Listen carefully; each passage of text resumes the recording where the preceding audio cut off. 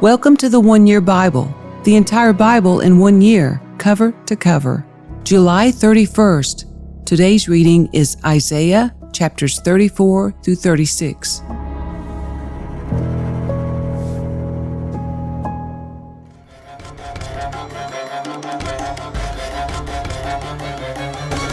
Come here and listen, O nations of the earth. Let the world and everything in it hear my words. For the Lord is enraged against the nations. His fury is against all their armies. He will completely destroy them, dooming them to slaughter.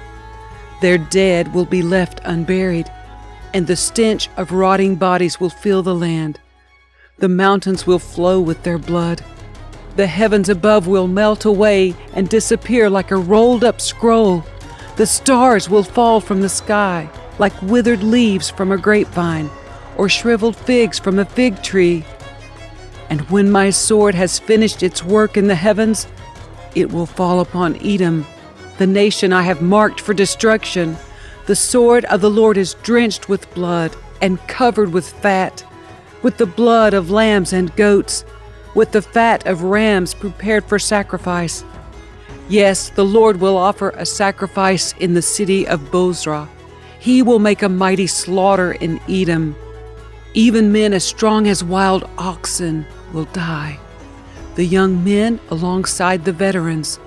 The land will be soaked with blood, and the soil enriched with fat. For it is the day of the Lord's revenge, the year when Edom will be paid back for all it did to Israel. The streams of Edom will be filled with burning pitch, and the ground will be covered with fire. This judgment on Edom will never end. The smoke of its burning will rise forever. The land will lie deserted from generation to generation. No one will live there anymore. It will be haunted by the desert owl and the screech owl, the great owl and the raven. For God will measure that land carefully. He will measure it for chaos and destruction. It will be called the land of nothing, and all its nobles will soon be gone. Thorns will overrun its palaces. Nettles and thistles will grow in its forts. The ruins will become a haunt for jackals and a home for owls. Desert animals will mingle there with hyenas, their howls filling the night. Wild goats will bleat at one another among the ruins, and night creatures will come there to rest. There the owl will make her nest and lay her eggs. She will hatch her young and cover them with her wings. And the buzzards will come, each one with its mate. Search the book of the Lord and see what he will do. Not one of these birds and animals will be missing, and none will lack a mate. For the Lord has promised this. His Spirit will make it all come true. He has surveyed and divided the land and deeded it over to those creatures. They will possess it forever, from generation to generation. Even the wilderness and desert will be glad in those days. The wasteland will rejoice and blossom with spring crocuses. Yes, there will be an abundance of flowers and singing and joy. The deserts will become as green as the mountains of Lebanon, as lovely as Mount Carmel or the plain of Sharon. There the Lord will display His glory, the splendor of our God. With this news, strengthen those who have tired hands, and encourage those who have weak knees.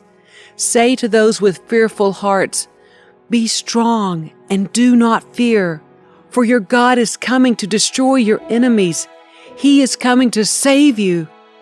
And when He comes, He will open the eyes of the blind and unplug the ears of the deaf.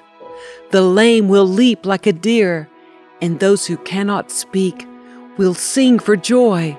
Springs will gush forth in the wilderness, and streams will water the wasteland. The parched ground will become a pool, and springs of water will satisfy the thirsty land. Marsh grass and reeds and rushes will flourish where desert jackals once lived.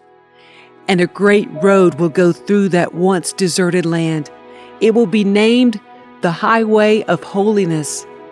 Evil-minded people will never travel on it. It will be only for those who walk in God's ways. Fools will never walk there. Lions will not lurk along its course, nor any other ferocious beasts. There will be no other dangers. Only the redeemed will walk on it. Those who have been ransomed by the Lord will return. They will enter Jerusalem singing, crowned with everlasting joy. Sorrow and mourning will disappear, and they will be filled with joy and gladness.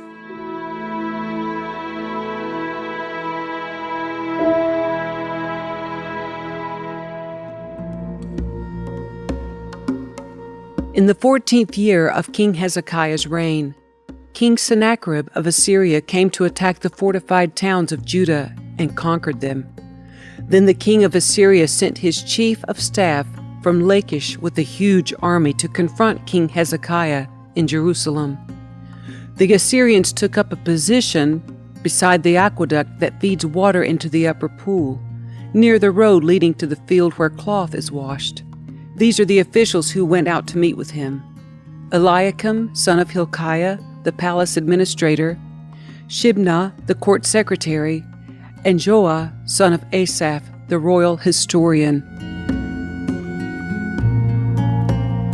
Then the Assyrian king's chief of staff told them to give this message to Hezekiah. "This is what the great king of Assyria says. What are you trusting in that makes you so confident? Do you think that mere words can substitute for military skill and strength? Who are you counting on? That you have rebelled against me? On Egypt? If you lean on Egypt, it will be like a reed that splinters beneath your weight and pierces your hand. Pharaoh, the king of Egypt, is completely unreliable. But perhaps you will say to me, 'We are trusting in the Lord our God.' But isn't he the one who was insulted by Hezekiah? Didn't Hezekiah tear down his shrines and altars and make everyone in Judah and Jerusalem worship only at the altar here in Jerusalem? I'll tell you what, strike a bargain with my master, the king of Assyria. I will give you 2,000 horses if you can find that many men to ride on them. With your tiny army, how can you think of challenging even the weakest contingent of my master's troops, even with the help of Egypt's chariots and charioteers? What's more, do you think we have invaded your land without the Lord's direction? The Lord himself told us, 'Attack this land and destroy it.'" Then Eliakim, Shebna, and Joah said to the Assyrian chief of staff, "Please speak to us in Aramaic, for we understand it well. Don't speak in Hebrew, for the people on the wall will hear." But Sennacherib's chief of staff replied, "Do you think my master sent this message only to you and your master? He wants all the people to hear it, for when we put this city under siege, they will suffer along with you. They will be so hungry and thirsty that they will eat their own dung and drink their own urine." Then the chief of staff stood and shouted in Hebrew to the people on the wall, "Listen to this message from the great king of Assyria. This is what the king says. Don't let Hezekiah deceive you. He will never be able to rescue you. Don't let him fool you into trusting in the Lord by saying, 'The Lord will surely rescue us. This city will never fall into the hands of the Assyrian king.' Don't listen to Hezekiah. These are the terms the king of Assyria is offering. Make peace with me. Open the gates and come out. Then each of you can continue eating from your own grapevine and fig tree and drinking from your own well. Then I will arrange to take you to another land like this one, a land of grain and new wine, bread and vineyards. Don't let Hezekiah mislead you by saying, 'The Lord will rescue us.' Have the gods of any other nations ever saved their people from the king of Assyria? What happened to the gods of Hamath and Arpad? And what about the gods of Sepharvaim? Did any god rescue Samaria from my power? What god of any nation has ever been able to save its people from my power? So what makes you think that the Lord can rescue Jerusalem from me?" But the people were silent and did not utter a word, because Hezekiah had commanded them, "Do not answer him." Then Eliakim, son of Hilkiah, the palace administrator, Shibnah, the court secretary, and Joah, son of Asaph, the royal historian, went back to Hezekiah. They tore their clothes in despair, and they went in to see the king and told him what the Assyrian chief of staff had said.